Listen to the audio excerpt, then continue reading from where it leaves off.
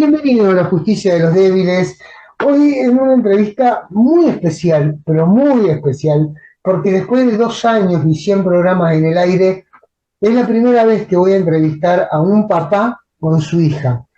Ellos son Fernando y Liuba Mora, de Cuenca, Ecuador, y tienen una historia muy, pero muy particular, que debo decir es muy emocionante también. Fernando es médico y escritor. Una cosa, es una combinación difícil de encontrar, pero es real. Y luego es su hija, que tiene 15 años, si no me equivoco, si no ella después me va a corregir, que tomó una postura que deberíamos decir es ejemplar y que todos deberíamos tomar, grandes y chicos, no solamente hijos, porque Liuba hoy es una activista por los derechos de los niños. Así que bienvenido Fernando, bienvenido Liuba, gracias por estar esta tarde conmigo. Buenas tardes, Héctor, y con todas las personas que nos están escuchando y viendo. Héctor, primero un abrazo y una felicitación por tu abnegación y dedicación a estos problemas tan complejos que son la situación de niños y niñas alejados injustamente de uno de sus padres. Un abrazo desde Cuenca, un abrazo desde Ecuador, y gracias por permitirnos conversar lo que ha sucedido también con nosotros y las perspectivas y soluciones que tenemos a eso. Uh-huh. Rasgo. Bueno, Liuba, bienvenida Liuba, antes que nada. Muy locuaz tu papá, pero hay que escuchar. Realmente, igual para mí es un placer y un honor estar aquí y poder dar una perspectiva de un padre y una hija que lograron enfrentar toda esta situación y que ahora vivimos juntos por más de 8 años, ya felices ambos. Es muy, muy agradable el poder contar esta historia tan bonita. Quiero que sepan que es realmente emocionante hacer esta entrevista, porque yo soy papá también, y hay muchos papás que van a ver esta entrevista, y uno, como papá, haber transmitido ese espíritu de lucha, como lo hiciste Fernando, es algo que creo que todos aspiramos, no solamente hacia nuestros hijos, sino hacia la sociedad en general. Yo les voy a pedir, los entrevistados son ustedes. Ahora me callo, todo el tiempo del mundo es de ustedes, quiero que ustedes cuenten su historia, no que la gente me escuche a mí, la palabra es toda de ustedes. Gracias, Héctor. Gracias. Voy a hacer rápidamente un resumen. Dentro de esta situación que todos hemos pasado, terminamos por situaciones adultas separándonos de la persona con quien hemos tenido hijos o hijas. Esta separación, que por una parte es entre adultos, también se basa en una separación con un objetivo de que los niños y niñas, los hijos e hijas, vivan y disfruten correctamente de padre y madre. Es el objetivo general y muchas veces utópico, es una utopía.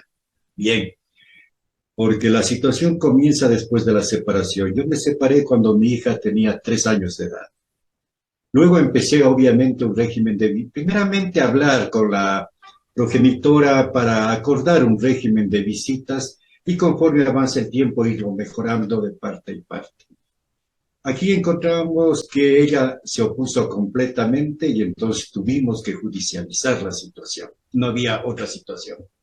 Entonces empezamos ese largo camino que es muy bien conocido por los padres, en el cual tenemos que enfrentarnos no a buscar una justicia y una aplicación correcta de un sistema de visitas o algo parecido que queramos cada padre de acuerdo a cada situación. Nos enfrentamos, te diré, no nos enfrentamos solamente a la persona que nos va a obstaculizar las visitas y complicar la relación con los hijos. Es más complejo que eso. Nos enfrentamos a un poderoso sistema judicial que la mayor parte, no todos, pero la mayor parte están en contra. Un sistema judicial que está infiltrado por una política de género, innegable. Totalmente, totalmente. Entonces, empezamos con eso. Bien, empiezan los problemas y empieza una lucha judicial que llevé de 5 años hasta obtener la tenencia. Obviamente la tenencia la obtenemos también porque la situación era que mi hija estaba maltratada. Entonces, ya no era una custodia compartida, ya era buscar una protección de una tenencia ante el maltrato grave a que estaba sometida. Y que pese al maltrato y a presentar pruebas, el sistema judicial permanecía impávido, indolente. En el sistema judicial tenemos que enfrentarnos jueces, juezas que están sesgadas. Hay jueces y juezas que son buenos, pero lamentablemente extremadamente pocos. Y de esos pocos, muchos temen a la política de género que está instituida dentro del sistema judicial. Entonces, para mantener sus puestos, mantener también su salario de su trabajo, muchas veces ceden a la política de género. Tenemos eso. Luego tenemos los equipos técnicos que están constituidos por los informes que dan visitadoras sociales, psicólogos, médicos, sobre todo psicólogos, en el cual obviamente sus informes salen completamente sesgados. Y nos enfrentamos a eso. Nos enfrentamos a testigos falsos. Nos enfrentamos, aparte de los testigos falsos, también nos enfrentamos a situaciones muy complicadas que se basan especialmente en las pruebas. Y otra más, las denuncias falsas que utilizan contra el hombre, contra el padre, me refiero no contra el hombre. Aquí estamos hablando del padre, no del hombre. ¿Por qué lo digo esto? Denuncia falsa contra el padre, ¿con qué finalidad? De obstaculizar las visitas o impedirle las visitas. Entonces, todo ese sistema complejo tuvimos que enfrentar. Aquí lo que hemos venido y luchamos en eso duro, es sobre todo para hacer los padres, es muy difícil, es muy duro, pero no imposible. Exacto. Sí, exacto. podemos lograr. Exacto. Con Liuba lo hemos logrado. Y lo que queremos aquí decir no es Liuba y yo hemos logrado, queremos decir los padres injustamente separados hijos lo podemos lograr. Y es el mensaje y la estrategia que tenemos. Rápidamente. Entonces me enfrenté contra todo eso. Pero con mi hija Liuba. Liuba manifestó desde los 3 años, yo quiero vivir con mi padre. ¡Qué valiente! Valiente. ¡Qué valiente! Pero Héctor, vamos a una cuestión que ya lo sabemos todo. No es que el niño dice, yo quiero vivir con mi padre y ya está listo. El niño es amenazado. El niño es maltratado. Porque la otra parte muchas veces dice, ¿quieres vivir con tu padre? Cada vez que quieras salir de visitas con tu padre, tienes una paliza. Tienes una retaliación. No te doy de comer. Es así como se enfrenta, es una cruel realidad. Y entonces, en ese sentido, peleamos juntos, pero muy fuerte. Entonces, rápidamente, lo que quiero decir es, bien, en las obstaculización, tenemos jueces, juezas sesgados. Lo tuvimos nosotros, pero ¿qué hicimos? Demandamos a los jueces que no estaban obrando correctamente.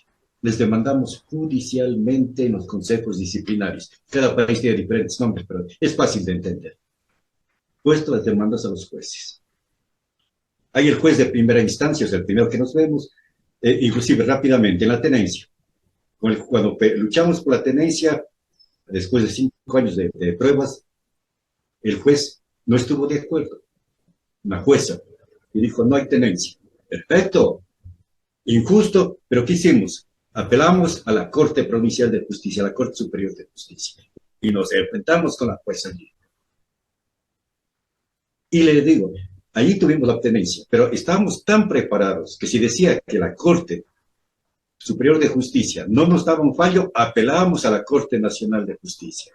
Y si la Corte Nacional de Justicia no nos daba un fallo, íbamos a un tribunal internacional. O sea, hay todas las instancias. Lo que nos exige es una pelea larga, exhaustiva, compleja, desgastadora, pero lo logramos. Los jueces no son intocables, eso conversamos contigo, Héctor, y es una cuestión, no son intocables. Trabajemos judicialmente, presionémosles dentro del derecho y van a ceder en justicia. La verdad que has hecho un resumen muy cierto de todos los que atravesamos los padres, no solo en Ecuador, en Argentina, en Uruguay, en Bolivia, en Perú, en Chile. Todo lo que vos estás contando, Fernando, es realmente cierto. Esto es una pelea larga. Estas son muchas carreras cortas. No, no es que es una sola carrera, son muchas carreras cortas porque constantemente estamos peleando con alguien. Pero lo lograste. Y en todo esto, Liuba, que también le vamos a dar la palabra ahora, ¿cómo, cómo fue que te impactaba a vos ver lo que hacía tu papá? ¿Vos sabías todo lo que hacía tu papá? Bueno, primero yo quiero decir que la parte más fundamental de lo que sucedió con nosotros fue principalmente nuestra unión de padre e hija. Siempre, y desde pequeña, mi papá me contaba hace poquito que estábamos recordando todo lo que sucedió para hablar sobre esto. Me contaba que en el proceso judicial, la primera foja decía que hacía todo esto por el amor que me tenía a mí y porque yo le había pedido ir a vivir con él.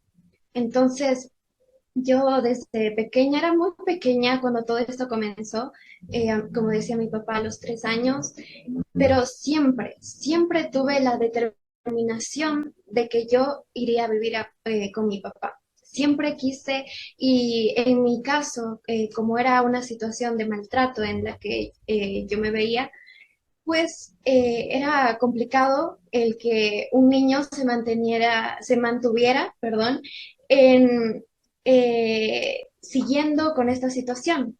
Pero yo tuve mucha fuerza y también el saber que mi papá estaba luchando judicialmente, el que siempre en las visitas, él siempre se presentaba, siempre intentaba verme, entonces, eso me daba mucha fuerza y muchas ganas de seguir, pese a que en mi situación, como lo mencionaba también mi papá, habían cosas como si dice de parte de mi progenitora, en mi caso, de que si dices a la jueza que quieres ir a vivir con tu papá, te va a pasar esto, te voy a pegar, te voy, y un montón de cosas mucho más fuertes. Pero yo siempre, nunca me rendí, yo hacía todo lo posible que estuviera en mi poder de niña, que eran las intervenciones con psicólogos, con la jueza o jueces, el departamento técnico, todo eso yo intentaba y siempre sabía que mi papá estaba allí y que me amaba demasiado y que él no se rendía, porque yo veía muchas veces que en los juicios, como decía mi papá, se tenía que apelar porque no se daba un fallo justo, porque esto se probaba completamente con un montón de testigos, situaciones, pero yo siempre sabía que mi papá no me iba a abandonar en esa situación. Entonces yo, por el amor que le tenía a mi papá, que muchas personas, una persona, una psicóloga, si no me equivoco, dijo que mi amor por mi padre era un amor exagerado, que para mí me halaga muchísimo y que nuestro amor fue algo muy inquebrantable en esta situación y fue la base de todo. ¿Quién es un psicólogo para decir cuál es la medida del amor? ¿Quién es un psicólogo? Un psicólogo no puede decirnos cuál es la medida de nuestro amor. Ahora, luego te convertiste, yo sé que estoy saltando muchas etapas de esta historia, ¿no? Pero me llamó mucho la atención, dos cosas me llamaron la atención. De parte tuya, Fernando, que vos solucionaste tu problema y no te retiraste, te quedaste para pelear con todos esos padres que no podemos ver a nuestras hijas y que vamos tomando diferentes caminos. En mi caso fue el periodismo, el tuyo fue también escribir, porque tu primer libro, La niña de la isla, creo que se llama, relata la historia, pero como fantasía. Y te quedaste, te quedaste. Y vos, Lua, te convertiste en vocera de los derechos de los niños.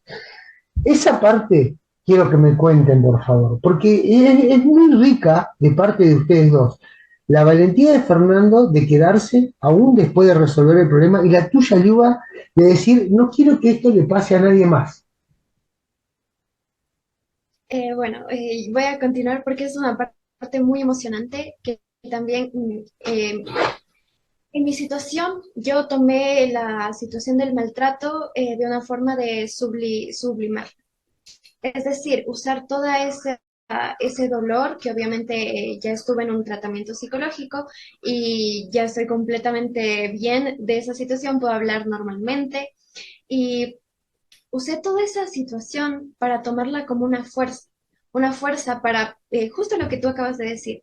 Yo no voy a permitir que otros niños y niñas puedan, vivan lo que yo viví, que sufran lo que yo estuve sufriendo. Entonces, igual desde pequeña, siempre por estar en esta situación de el juzgado, el consejo de la judicatura, la fiscalía y todo eso, me comencé a sentir la necesidad de hacer algo por los niños y niñas. Entonces, aquí también quería indicar que a los 12 años más o menos me presenté por primera vez en la Asamblea Nacional del Ecuador.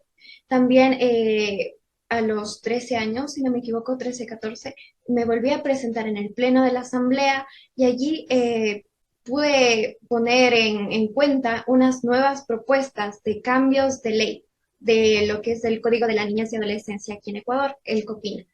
Entonces, allí yo presenté varias cosas, porque aquí hay que tener algo muy en cuenta.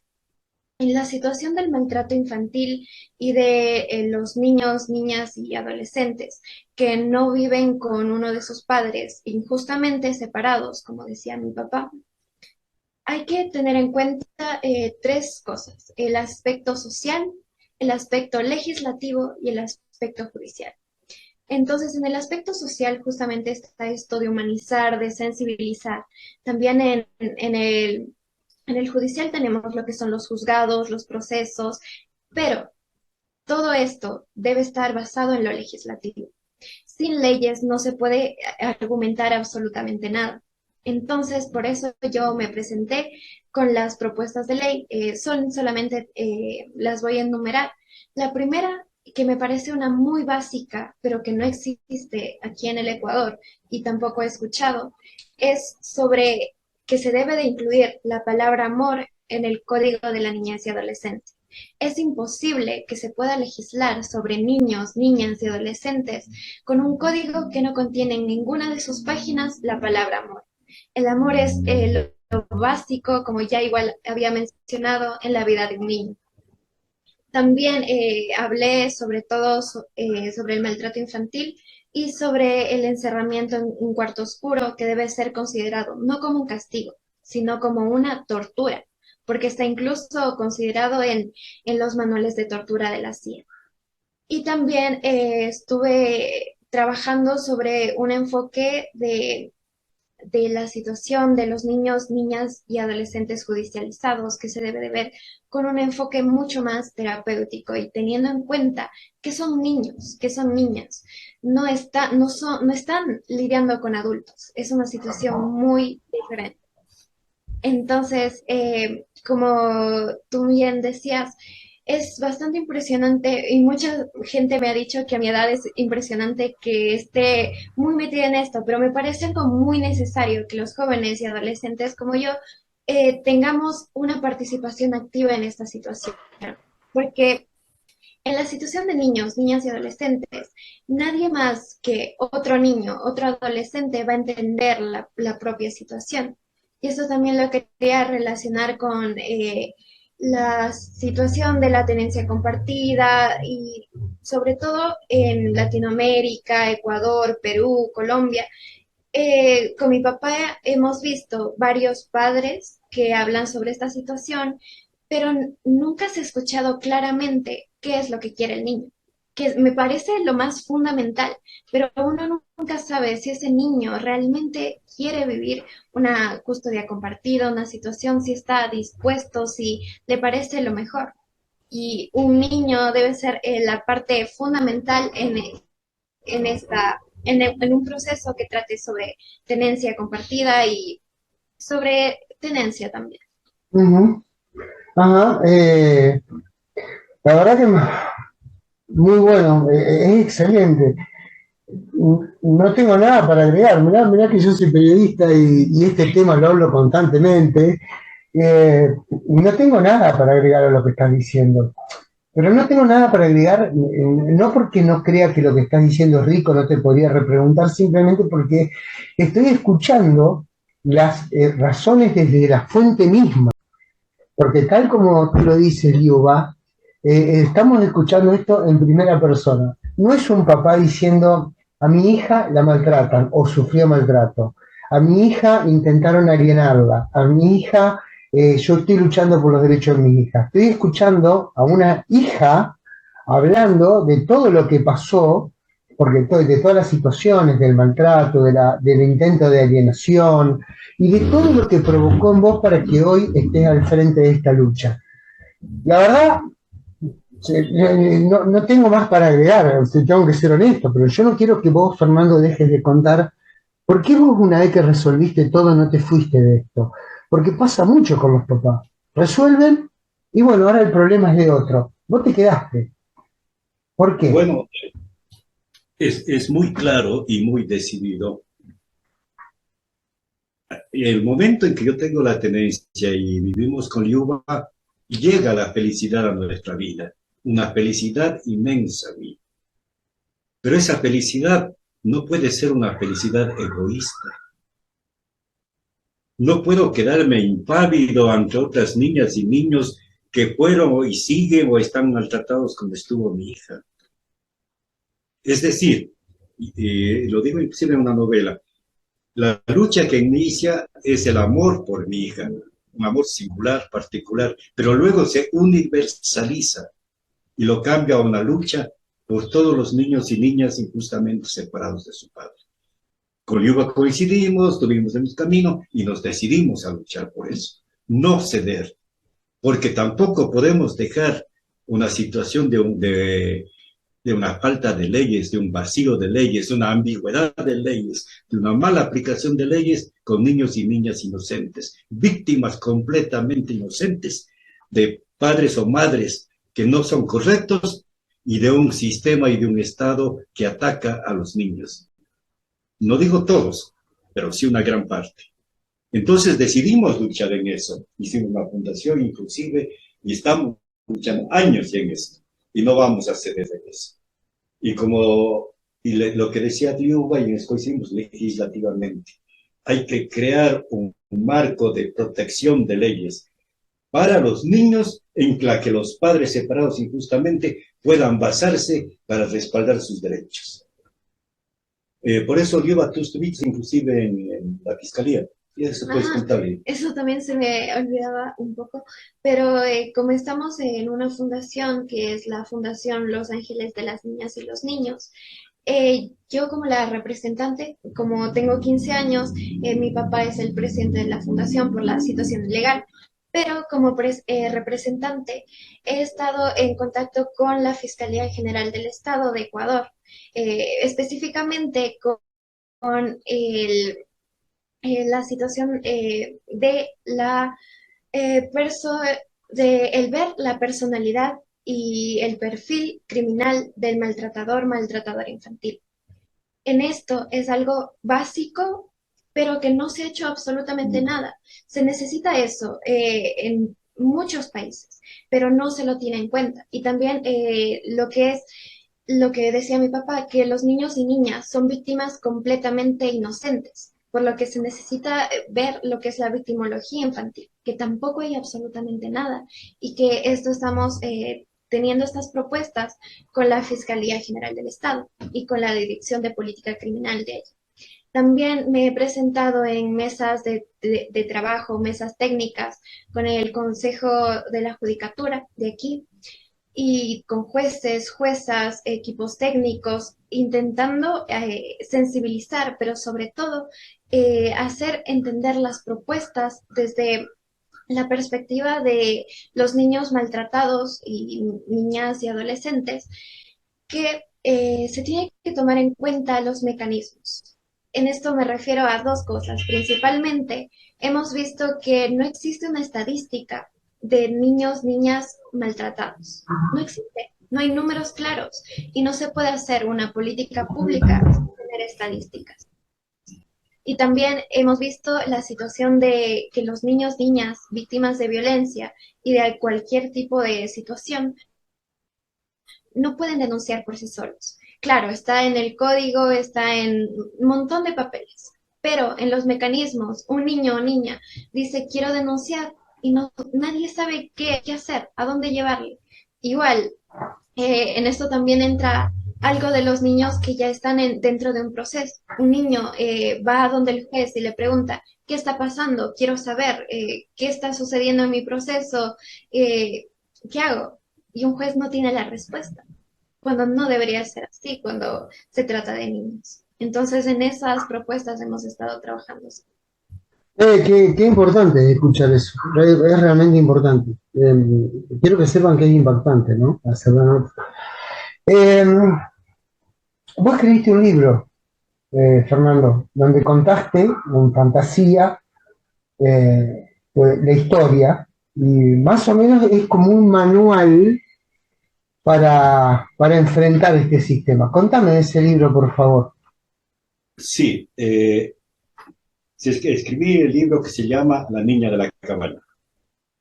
¿Por qué es en fantasía? Porque tú no puedes, y creo que es en todos los países, hay una ley que todo lo que es referente a niños, niñas y adolescentes tiene carácter de reservado. Y es un inconveniente porque no podemos saber qué realmente está pasando.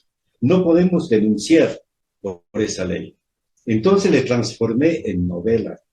La novela es basada en situaciones completamente reales, pero como es novela, me permite denunciar. Es una habilidad que permite una novela. Entonces, en esa novela está explicado todo el camino que lleva a un padre, todas las aberraciones judiciales que se encuentran en el camino. Y entonces allí, cómo confabulan ciertos psicólogos, cómo habla lo que llamamos nosotros, lo que se conversa en los corredores judiciales, cómo los jueces, ciertos jueces, se unen para eso. Y va hablando cómo los informes son sesgados, cómo los psicólogos mienten lo que ha dicho el niño, lo transforman o lo presionan. Entonces todo eso, pero también va indicando las soluciones. Entonces, por ejemplo, y eso es un mensaje a los padres, viene el psicólogo de la función judicial, nos da un informe sesgado, falso, bien, lo hace, pero tenemos el contrainforme, el contrapericial. O sea, buscamos un perito y hacemos que estudie ese informe judicial y lo contrarrestamos o lo anulamos. O sea, todo hay una solución compleja, difícil, pero sí. Por ejemplo, nosotros trabajamos en el caso con Liuba, como teníamos una presión judicial a la que teníamos que responder, no lamentarnos, responder. Sí, no voy a decir, es que la psicóloga me puso esto, me mintió. No, no, no, le vamos a contrarrestar. Entonces, tuvimos peritos, y ahí voy a dar con dos moralejas, digamos, después. Utilizamos un perito que es muy reconocido, un psiquiatra forense reconocido a nivel internacional. Dos y otro psiquiatra más, también a nivel internacional, que era profesor de la Universidad de Sevilla. O sea, estoy indicando, también le respondemos fuerte al sistema. ¿Qué quiero decir con eso? Dos cosas que podemos responder. Pero aquí viene una cuestión, eso cuesta. Pero si vamos a luchar por nuestros hijos, no podemos decir, es dinero, nos falta. Si vamos a luchar, no nos importa. Y te cuento que después de los 5 años de lucha judicial, terminé, creo que con unos $100 en la libreta. Gasté todo, cantidades enormes de dinero. Al último, empecé a pagar con regalos a los jueces, ya tenía algunas piezas valiosas y les daba eso. Pero tenemos que hacerlo así, y si no, no entramos. Una. Y luego, como decía, eso, y trabajarlo durísimo. Y esto quería llegar. Y conversamos un poquito ayer, Héctor, que fue muy agradable. ¿Cuál es el mensaje? Un proceso de niñez y de familia sobre todo por los hijos separados injustamente, no es un proceso. No hay que concebirlo los padres solamente como un proceso. Decía ayer, es un casus belli, causa de guerra. Es un proceso de guerra, y si lo enfocas así, se lo va a ganar. Y lo decía, porque es un proceso de guerra. En toda guerra, inclusive, tiene que haber una declaración formal de que a ese país se le declara la guerra. Es idéntico. La primera citación es la declaración formal de que ha empezado la guerra. Y si la enfocamos así, no van a rendirnos. Y va a ser una guerra. Y en una guerra hay pérdidas económicas.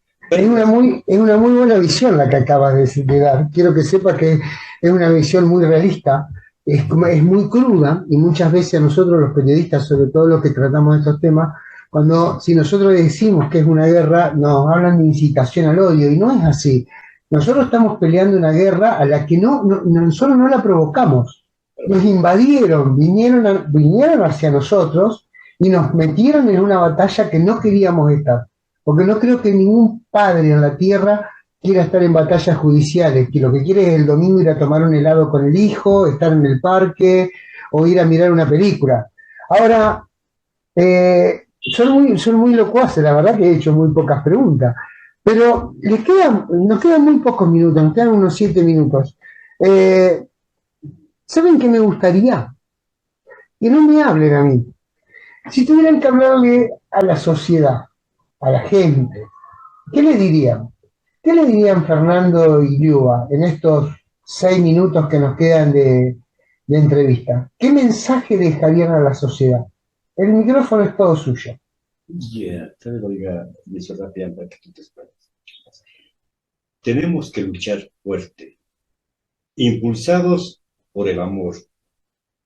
El amor transforma y nos permite avanzar en todo. Tenemos que sensibilizar a la sociedad y humanizar las leyes. Las leyes tienen que ser humanizadas en niñez y adolescencia. Y lo único que digo cuando hablaba que es una guerra, sí, es una guerra. Una guerra en la cual tenemos el derecho a la legítima defensa.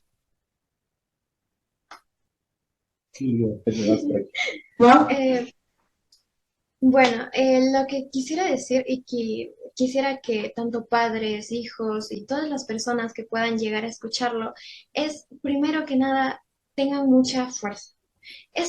Como bien mi papá y yo, no fue un camino de un par de meses, fueron 5 años. Fueron tiempos muy difíciles en nuestras vidas que nos dejaron una huella, pero que esto no es necesariamente malo. Si se tiene la fuerza y la unión entre un padre, un hijo, una hija, y se tiene el amor y la decisión de lograr lo que se quiere en ese momento, que es vivir juntos y tener una vida completamente buena, se lo puede lograr. Pero siempre y cuando se deje de simplemente basarnos en quejas, hay que buscar soluciones. Esa es la base de absolutamente toda la lucha que se debe de tener. Obviamente van a haber muchos obstáculos, muchas personas que estén en contra, jueces, juezas. Pero como bien hemos visto, los jueces no son intocables. Los equipos técnicos no son la última palabra, no tienen la última palabra. Siempre se tiene otro lado, otra salida. Entonces, no hay que estar simplemente, como hemos visto en la mayoría de situaciones, en que solamente le ven lo malo. Le ven, que me hicieron esto, me hicieron el otro, pero yo no estoy haciendo nada para cambiarlo. Hay que cambiar las situaciones. Hay que también no solamente quedarnos en lo social, sino hacerlo nosotros mismos, buscar una salida, una manera, tener propuestas más que quejas. Eso es lo más básico y lo que me parece que con eso sí se van a lograr cambios y teniendo mucho en cuenta lo que quiere el niño o niña. Hay que tener en cuenta, hay que escuchar y consultar al niño, niña y adolescente. Antes de irme te tengo que hacer una pregunta, Fernando. ¿Vos crees que el sistema judicial es una carrera de obstáculos que busca cansarnos a los padres?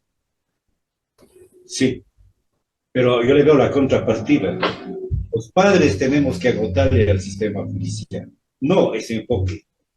Sí, ellos quieren eso que nos cansemos. Pues nosotros los vamos a cansar luchando, proponiendo, con contraperitajes, cuestiones de leyes que sí las existen, demandándoles, presentando pruebas. Ellos son los que van a ceder, ellos son los que se van a cansar. Anécdota, yo había empezado un año de lucha de mi hija. La jueza me dijo, tenía ya un proceso judicial, unas 200 hojas, o más tal vez, y me dijo, mire esta cantidad de hojas que usted presenta.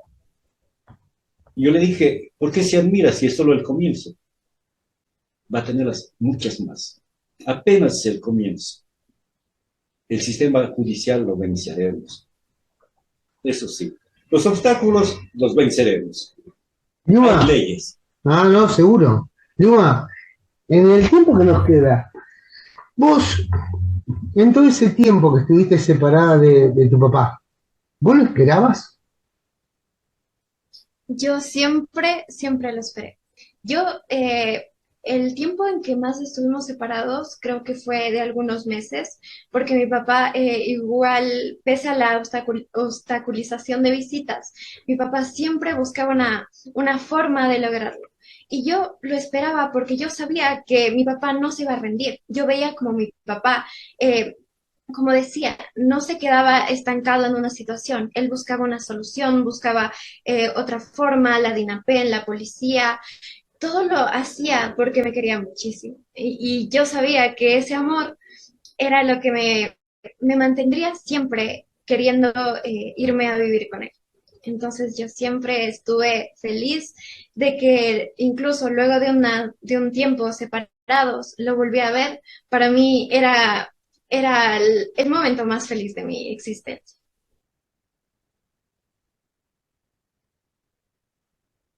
La verdad me hicieron emocionar mucho. eh, y no sabría, como no sé, realmente no sé qué decirles. Permítanme que haga esto. Gracias, hermano. Gracias. Para ti también. Tu lucha es formidable. ¿Verdad? Persistencia. Bien, han sido Fernando y Lioba Mora en un auténtico testimonio de vida de lo que es la lucha y el amor. Gracias, gracias por haber estado esta tarde conmigo. Gracias a ti, hermano. Gracias. Gracias a ti. Un abrazote. Un abrazo. Un abrazo, los quiero mucho.